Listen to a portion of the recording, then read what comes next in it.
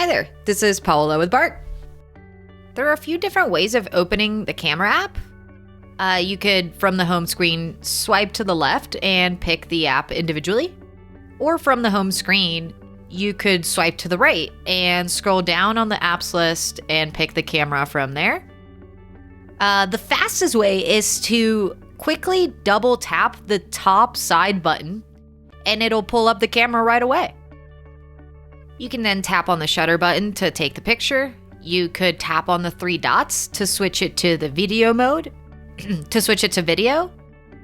And now when I tap the shutter button, I'll see it's got how long it's taken the video. I can pause the video or I can stop it entirely.